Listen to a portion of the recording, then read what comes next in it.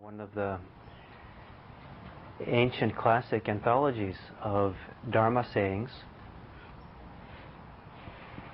It goes back presumably to the time of the Buddha.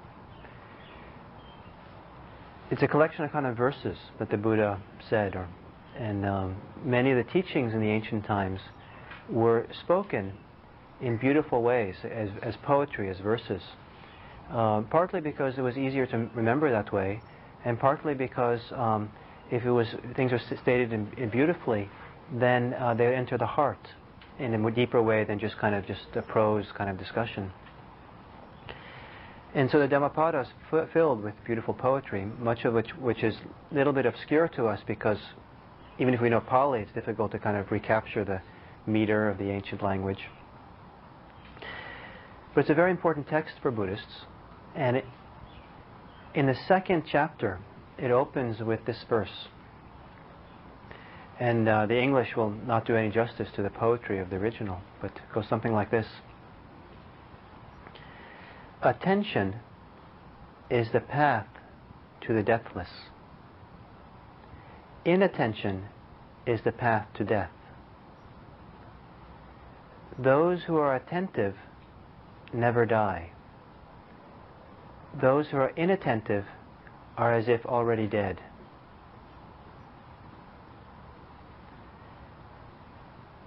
Attention is the path to the deathless.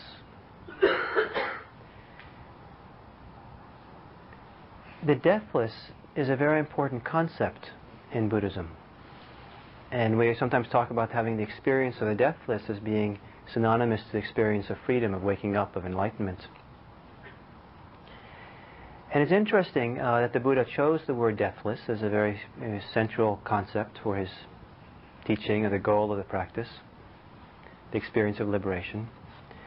Because what the Buddha was doing was taking a concept which already existed in the Indian religions of his time and redefined it. And you see the Buddha doing that repeatedly. Rather than going into conflict with people directly and saying, well, forget that word, or that's the wrong idea, he would often take a little kind of, maybe it was subversive to do this, but he would actually take the word and say, okay, but this is what the word really means. So for example, with India had, and still does, has a caste system. People are born into different castes, something which the Buddha was not very keen on. And so rather than kind of having a kind of a frontal assault on this idea and saying it's just a bunch of baloney, he said, oh, a Brahmin, which is the highest caste, a Brahmin.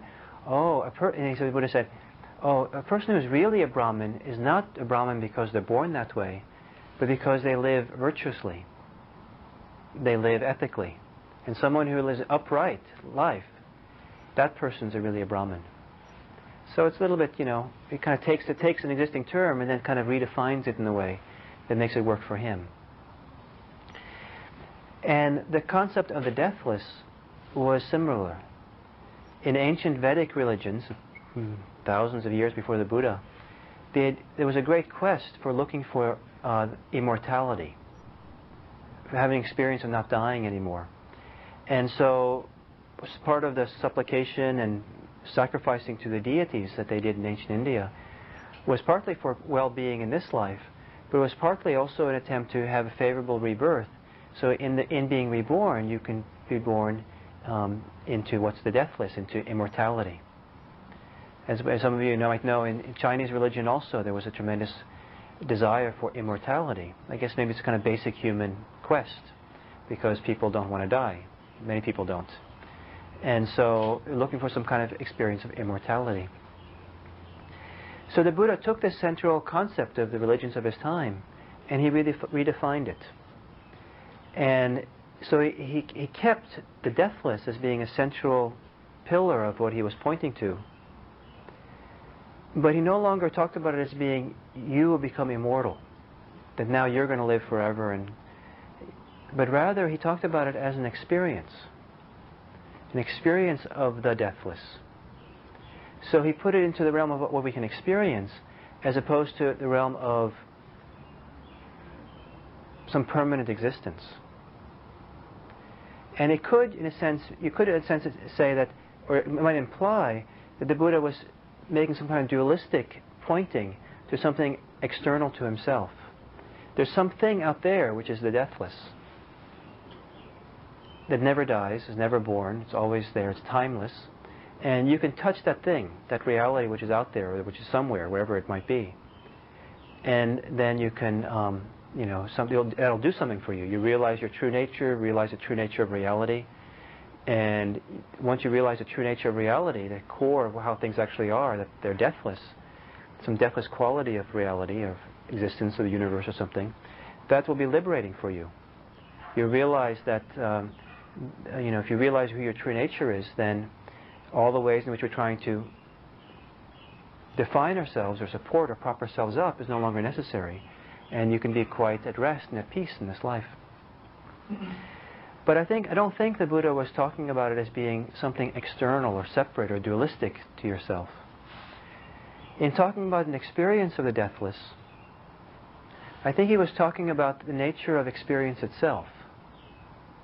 Not what you can experience, but something about experience itself. So he could say attention, the word is apamada, not sati, but you could say mindfulness, you could say awareness, is the path to the deathless. But actually the Pali allows for it to be translated slightly differently also. Attention is the path of deathlessness, of the deathless. And it's a little bit, to say it's to the deathless means it's somewhere in the future. To say it's the path of deathlessness means that it's like this is the road that is called deathless. Every time you take a step on it, you're walking in the step, you're in touch with deathlessness, with the deathless. So the Buddha, so a couple of things. So he was redefining what he meant by the deathless, what was meant by the deathless. And then he was saying that attention is a key element to your relationship to the deathless. The ultimate goal that the Buddha was talking to of spiritual practice is found through the practice of attention, of mindfulness, of awareness, of heedfulness. Now this is interesting for a number of reasons. One is that attention is something we all have. It's something my mother told me all the time growing up. Pay attention, Gil. You're not paying attention.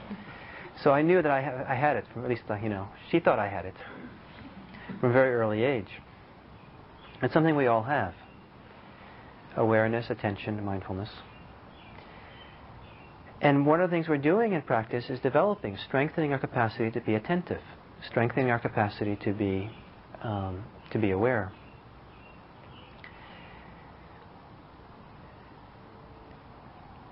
As we develop our awareness, or our attention, we start noticing some of the special qualities of attention, special qualities of knowing, of awareness.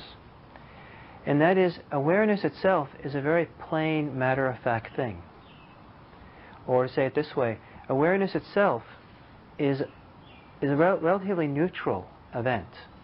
Though neutral maybe doesn't do it justice, in that awareness itself doesn't judge what it is aware of. So in the ancient metaphor of awareness is that of a mirror. Awareness in and of itself is like a mirror. That whatever comes in front of the mirror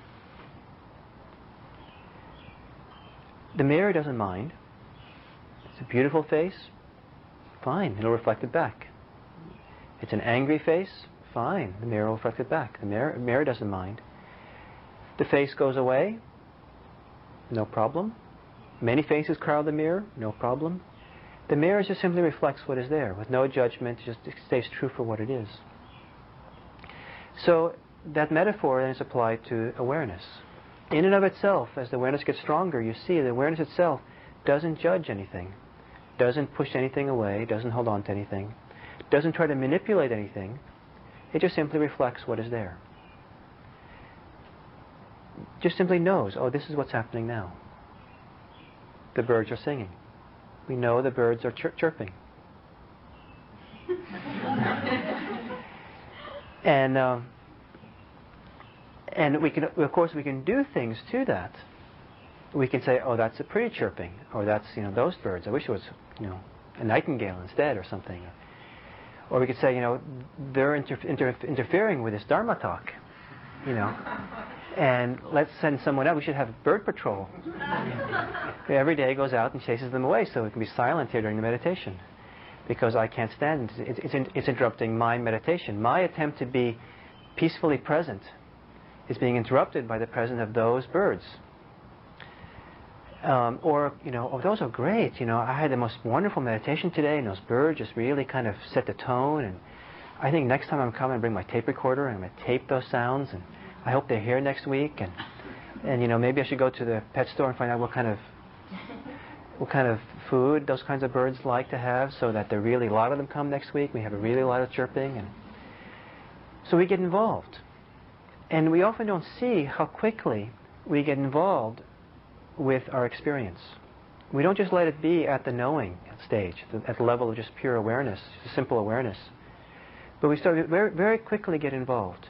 And most of us, most of the time, don't notice how quickly we get involved. How we've actually not just resting in the pure awareness of the experience, but we're involved with judging it, criticizing it, wanting to change it, wanting to keep it the same, relating it to what it means to me, what I want from it, what it has to do, There's all these things we do to it. And the realm of what we do to our experience is the realm where suffering arises. Suffering itself never arises in the realm of awareness itself. Just simply knowing something. And you can see this very dramatically, and many of you know this. This is kind of old news for people who have meditated for a long time. And you can see that very clearly with experience of pain, especially like in meditation. Your knee hurts, your back hurts, something hurts.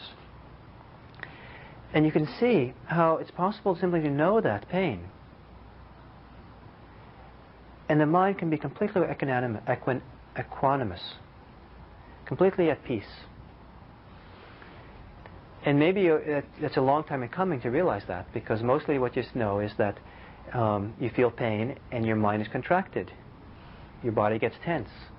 And you're filled with racing thoughts about, my God, this guy up there who's supposed to ring the bell is falling asleep. Why am I sitting with someone who doesn't know how to keep time? They, him, what's going on here?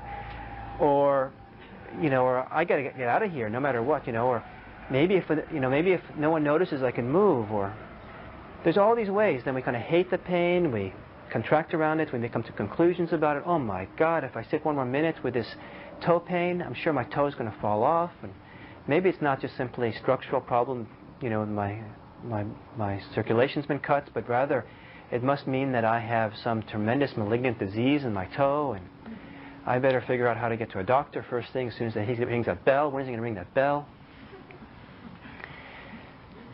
So we get involved very quickly. But in pain, sometimes we can see that the involvement is separate from the pain itself, and is actually optional. And we don't have to have it to actually go on. That the awareness itself doesn't require it to be followed up with all these judgments and ideas and manipulations and concerns. And I mentioned pain as the example because for some people, for many people, it's one of the more powerful places to learn this teaching. There's all kinds of other places you can learn it, but you're really motivated to learn it there. If you're having this wonderful experience of bliss, we might not be so motivated to see how our involvement with the bliss, the way we've gotten complicated with it, entangled with it by saying, oh, I'm the perfect meditator, I hope everyone notices, that I'm sitting here with radiating light in all directions. And we don't see it because it's quite pleasant, why bother, interrupting or freeing yourself from your delusions if your delusions are really pleasant, right? But if you want to practice seriously, you have to be willing to kind of learn how to be independent, free of all delusions, whether they're pleasant or unpleasant. So there's something about awareness which is very pristine, very pure, very maybe neutral. And so you find in the Buddhist tradition some Buddhists, Buddhist teachers, poets, who create or songwriters, They create beautiful literary works, songs, praising in beautiful language, like they're praising a great lover. Awareness itself. They call it, the primordial luminosity of awareness, the elixir of immortality. They go on and on. You can go on pages after pages of these wonderful epitaphs, and only if you have some kind of a love affair with awareness would you really get into it. And wow, it's like you're in love with some wonderful person. It's great love and lust and desire and fantasy and all this stuff. And some great poet writes an endless, ode to this person, and you just sit down. You're ready to read it forever because it's just so great. If you don't have this great appreciation for awareness, some of these poems, don't quite work. But hopefully you'll begin appreciating how wonderful awareness is. So I say this as a way of emphasizing that there are Buddhists who have tremendous, profound appreciation of what awareness provides us, what it is in and of itself. So a lot of what mindfulness practice entails is looking very carefully at things, investigating, seeing clearly the nature of things, how things are, so that eventually the attention gets strong enough, our awareness becomes clear enough, that we begin to separate our awareness from what we're paying attention to. To some degree, you can't separate it completely, but to some degree, to see that awareness, the knowing, is actually separate from what it is we're knowing. And this is a phenomenally liberating thing to do, because most of us are completely entangled with what we know. So much so that it's kind of like we're being led around by the nose by the objects of the world. There was some English doctor from the 1800s who apparently, he was quoted as saying, "My life is in the hands of the next fool who gets me angry." And in fact, the story continues, he died with having a heart attack in a fit of rage. So, he was so entangled with what people say or do and stuff like that, that, he got his ire and his anger up, and when you have spent a lot of time angry, it puts a great stress on people's hearts, as we know. But to not be entangled. So one of the verses that is very hard to translate into English from the Dhammapada says something like this. It says,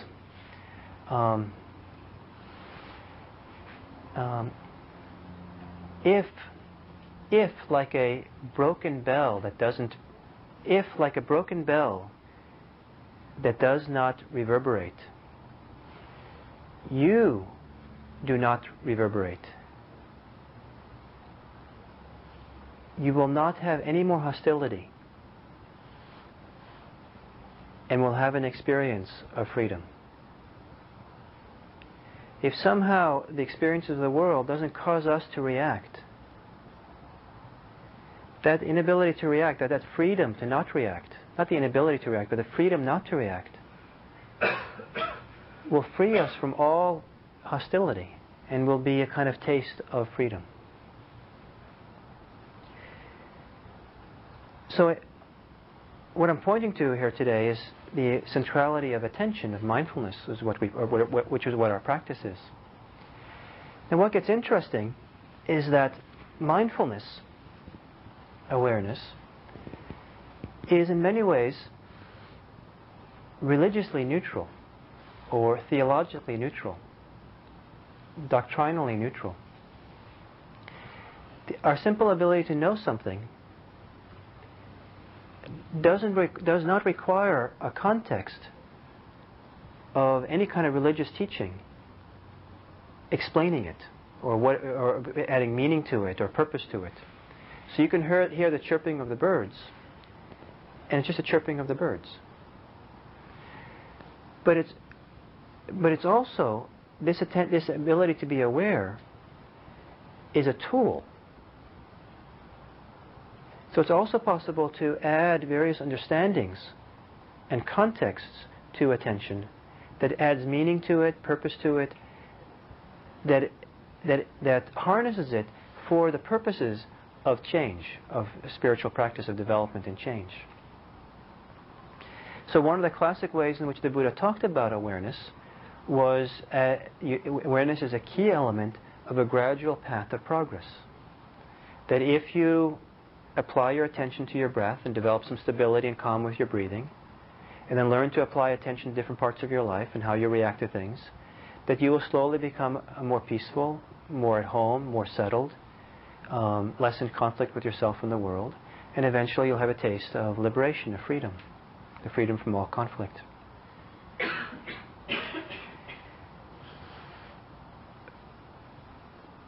But awareness, or attention, or mindfulness can also exist in different contexts, with different understandings. Your awareness doesn't care. A mirror doesn't care. If the mirror is used as a rear view mirror in a car, or is used in the powder room of the Queen of England, or if it's used, at the end of some medical instrument that gets you around the corner of someone's mouth, like a dentist, right? That has little mirrors, right? And so it puts in your mouth a little mirror, and it helps them see the back of your teeth, and so the dentist can do a lot more careful work on your teeth, which is good, right? So a mirror can be used for all kinds of purposes. And the same thing with mindfulness. It can be used for all kinds of purposes. Someone who wants to be a better fighter could benefit a lot from strengthening and developing their mindfulness. Someone who wants to become offer more compassion to the world would do well in developing more mindfulness. So there's many understandings. So one of the great beauties to appreciate in mindfulness is that mindfulness in and of itself is doctrinally neutral, is theologically neutral. In and of itself, it doesn't automatically have a religious teaching that goes with it. So it lends itself actually then to a lot of different kinds of teachings. And if you listen to different teachers, you'll find that they have different contexts and understandings of what mindfulness is used for. One of the traditional ways of understanding, as I said, is that it involves a gradual developmental model of practice. But there's another model. And that model, the model of gradual practice, is to translate the line, attention is the path to deathlessness. But there's another model, or another purpose for mindfulness practice, another way of understanding it, where that line maybe could be translated, attention is the path of deathlessness. That the ultimate is not to be found someplace far away. It's not a matter of developing yourself for endless years of endless retreats, and then eventually when your concentration and mindfulness is strong enough, then you'll have some glimpse of the deathless. But there's something that's available to you right now, as you're sitting here, as you're listening to me, which is of the nature of deathless, of the deathless. So what is that? And so some teachers will point to that. It's not a matter of development in the future, but something about right here and right now, where you'll find freedom, find your release, find the deathless. So where do you find it right now? You find it in what I'm saying. Oh, what Gil's saying makes sense to me. Or it doesn't make sense to me. That confusion has been around for a long time. Maybe that's the deathless. Or is it in a certain presence that some person brings? I know that some people go to a teacher, a guru, and they feel some real presence in that person's presence. And they say, oh, that must be it. Is it a thing? Is it something you can point to? And maybe it's not. Maybe it's to be found in the nature of experience itself, the nature of knowing itself. So it doesn't matter what you know. Listening to my voice, feeling your knees aching, those of you sitting on the floor perhaps, or feeling the backrest of your chair, feeling your feet against the floor, feeling your breathing. Whatever it is, doesn't matter. There's something in the nature of the experience itself which partakes of the deathless.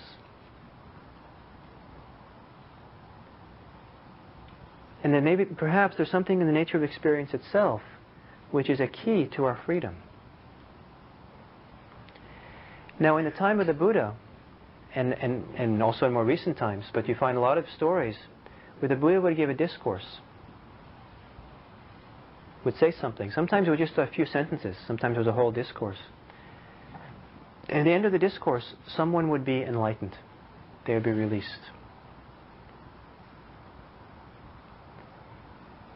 And they didn't spend years of practice, but rather they tasted something. The Buddha was able to point to something that they were able to experience right now that freed them. And there were stories in the ancient texts of some people who never got it, or it took years and years and years and years of practice before they understood or got a taste of what that is. And maybe it depends on personality types, dispositions, or who knows what the difference is.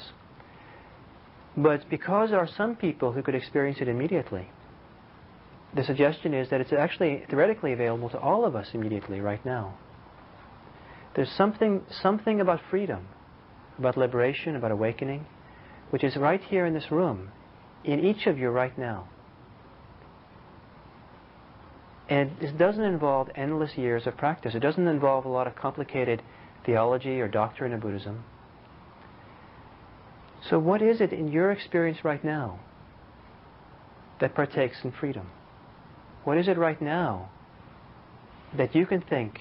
Is there something right now that you can point to or see or feel or sense that feels precious, that feels pristine, that feels liberating?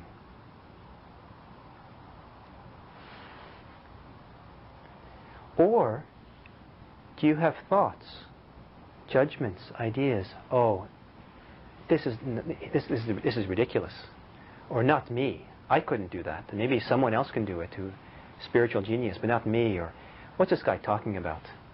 Or or I know what he's talking about. He's talking about that thing I experienced when I was 6 years old. That thing, that peace that I had, or something. You very quickly make something happen. But what happens if you don't engage yourself with a judgment, an idea, a concept, a criticism, a rejection, an approval? What is left? What is left that might have some bearing on your possibility to feel tremendous peace and ease in life right now? It's like the exercise that I've given a few times now, maybe here. If you take away all the ideas that you have of who you are based on memory, based on who you've been in the past, mistakes you made in the past, the accomplishments you made in the past, what other people have told you about you in the past, take away all ideas of who you are based on memory. And you take away all ideas of who you're going to be, who you want to be, what you're going to be, all ideas of the future and how it relates to who you are. And you take away all ideas of comparing yourself to others, and all ideas of how other people think about you. What's left then? Can you find yourself when you take away all those things? Because you do not depend on any of those things. Those are actually kind of relatively shallow ideas. They're just concepts, after all. They can't really point to who we really are in our depths. But most of us relate to ourselves through one of those four categories. But if you're able to take away all those categories, what is left in the present moment right now? Who are you right now then? Who you are right now, when you take away those categories, partakes the experience of freedom. Is very close to the possibility of being free. Or maybe it's the same thing. What is it in the nature of who you are right now and your experience of yourself right now which partakes in freedom? Another term for the deathless, another way that the Buddha talked about it, Well, you talked about it being the timeless. And perhaps the timeless is a word which has a little more meaning for us than the deathless. We're not ancient Indians concerned about immortality. Most of us know better, maybe not. But many of us are concerned with time. I mean, that's like the time suffering is like the big thing, right? And how many of us have... Someone showed me their Palm Pilot just a little while ago. And the wonderful thing about the Palm Pilot was that you have your calendar, right? You schedule yourself. And then it beeps when that time comes for you to do that thing. So you don't have to even think about things. So we schedule ourselves, and it'd be the greatest invention at all if we can just kind of stretch the hour to be timeless. Because then we can get a lot done. But the deathless is also called the timeless. That which has no time. And I think the only thing that qualifies as the timeless, if it is the timeless present. And the timeless present, if it's going to be liberating, is not some external thing, but also is some aspect of our experience itself. It's not a thing out there, but it's in the nature of experience itself. So again, if you go back now and kind of just be present for how you're experiencing, listening, reflecting, thinking, feelings, breathing, is there some quality of timelessness that can be found in that? Some people only have a taste of this timelessness in very extreme, dangerous situations. Maybe many of you had the experience of being on the road driving and just missing an accident. That you realize, wow, if that accident actually happened, I'd probably be dead now. But you just missed it by a hair. And maybe in the moments or minutes after that, all the preoccupations, concerns, and fantasies and daydreams that you had just before that have somehow been cleared away. And there's something very timeless about the next minutes before you start kind of reflecting, oh, what happened? And you start sweating or something. Everything becomes very, very still.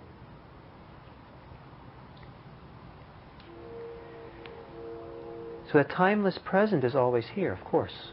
But the degree to which we're always looking ahead, looking behind us in the past, trying to manipulate things, we don't notice the timelessness of the present. The present never changes, even though the things within the present moment change all the time.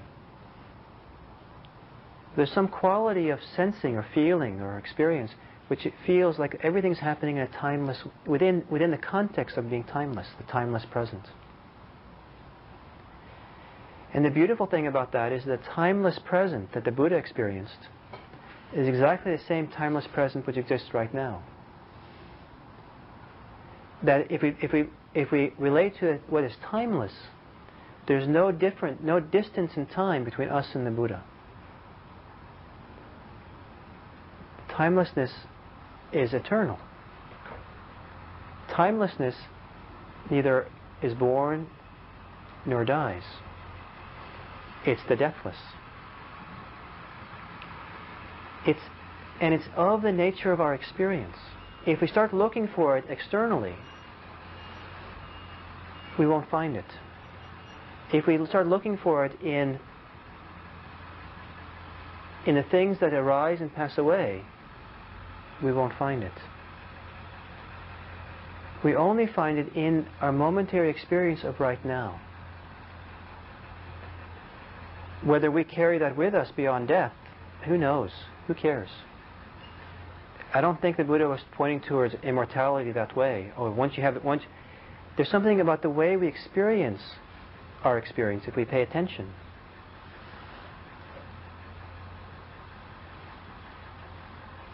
That it feels deathless, it feels independent, it feels free, it feels liberated. So you find some teachers who then specialize in focusing on mindfulness, attention, not as a way to get someplace, but rather encouraging you to wake up to what's happening right now, who you are right now, the nature of experience right now. And then you find some teachers in between who realize that they're just different contexts, different ways of talking,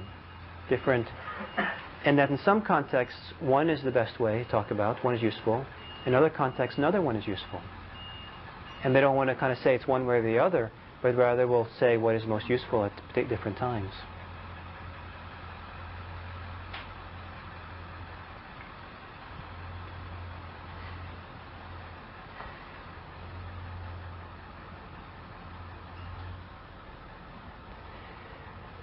But remember, there were people at the time of the Buddha,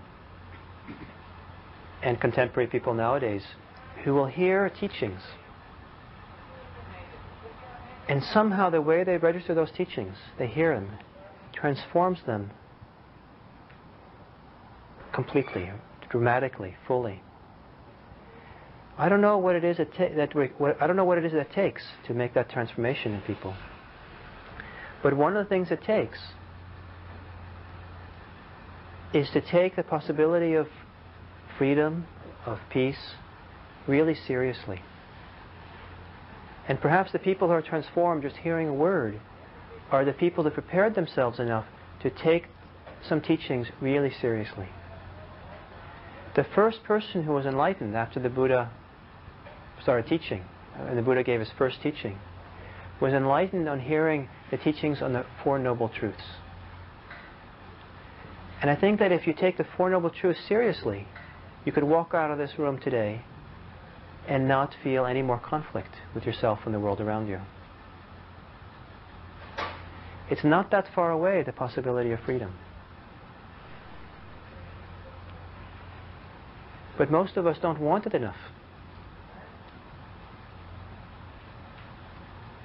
We have other things we actually want more. So, therefore we have to take the slow path. Gradually, gradually, gradually.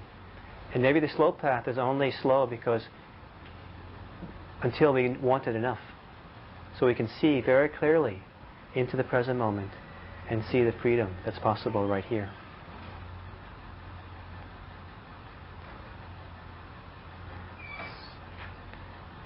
So may all of you take the possibility of freedom, take the possibility of being without any conflict at all in the world, seriously. That all of you and everyone at Stanford Hospital may be conflict-free. May all beings be happy. Thank you.